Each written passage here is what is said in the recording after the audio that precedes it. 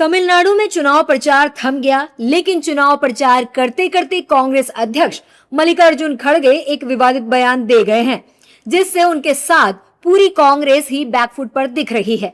दरअसल तमिलनाडु के चेन्नई में कांग्रेस अध्यक्ष मल्लिकार्जुन खड़गे ने कहा, ये लोग मोदी के साथ कैसे जुड़ सकते हैं? वो एक आतंकवादी है, वो समानता में विश्वास नहीं करते, उनकी पार्टी समानता और न्याय में विश्वास नहीं करती और इन लोगों का उनके साथ जुड़ना इसका मतलब है कि वे लोकतंत्र को कमजोर कर रहे हैं। Modi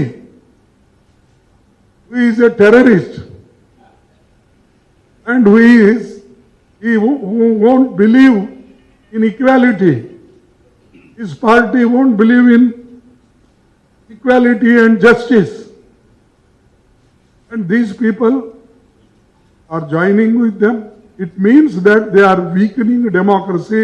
They are weakening the philosophy of Annadurai, Kamaraj, Periyar and Kalingar and Baba Saheb Ambedkar. Mallikarjun खड़गे के इस बयान के बाद बीजेपी बौखला गई है। बीजेपी कह रही है कि खड़गे के साथ राहुल और स्टालिन को माफी मांगनी चाहिए। ऐसे कैसे इतना बड़ा बयान वो दे सकते हैं? I strongly condemn Mr. Kharge's statement.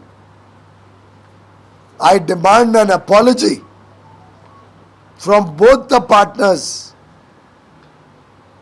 Rahul Gandhi and M.K. Stalin, for this downright insult of the people of India. They have not only insulted Prime Minister Narendra Modi, who is elected by all of us, who is the leader of the world's biggest democracy, the mother of all democracies, but they have insulted 140 crore Indians. Terrorist बोला किसको? मोदी को। मतलब खड़गे जी terrorist का meaning नहीं समझते हैं। कांग्रेस का अंदर में ही टेररिस्ट लोग बैठा हुआ है। देखिए, देश के चुने हुए प्रधानमंत्री हैं। 140 करोड़ के देश में तीसरी बार जनता के मैंडेट से जीते हुए प्रधानमंत्री हैं। और कांग्रेस पार्टी जिस तरह की भाषा उनके नेता जो हैं राहुल गांधी वही शुरुआत करते हैं, जिस तरह की गाली गलौज की भाषा और जिस तरह की भाषा आदरणीय प्रधानमंत्री जी को लेकर के बोलते रहे, देश की जनता सब देख रही है। और इस तरह की भाषा जो बोल रहे हैं, आज जो कांग्रेस गर्त में गया है, बिहार में हाल ये है उसका नाम लेवा कोई नहीं बचा। तो इसलिए जो लोग जो जिस तरह की भाषा का प्रयोग कर रहे हैं, अगर उन्होंने कहा इस तरह की भाषा, तो ये बिल्कुल इसको कंडेम करते हैं।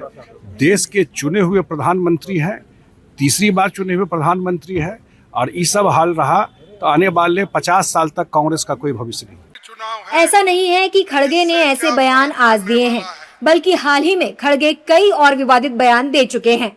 अप्रैल 2026 में ही खड़गे ने गुजरातियों को अनपढ़ कहा। इससे पहले अप्रैल में ही खड़गे ने पीएम मोदी पर हमला करते हुए कहा था कि तेरी 56 इंच की छाती लेकर हम क्या करें, देश में सुकून रखो मोदी। वहीं अप्रैल 2023 में खड़गे ने पीएम मोदी को जहरीला सांप बता दिया था। इन बयानों के अलावा भी खड़गे कई बार पीएम मोदी पर विवादित बयान दे चुके हैं। जाहिर है तमिलनाडु में 23 अप्रैल को मतदान होगा, जहां की 234 सीटों पर 4023 उम्मीदवार चुनाव लड़ रहे हैं। और अब मल्लिकार्जुन खड़गे के इस बयान ने सियासी पारा बढ़ा दिया है। बीजेपी इस बयान को देश के 140 करोड़ देशवासियों का अपमान बता रही है।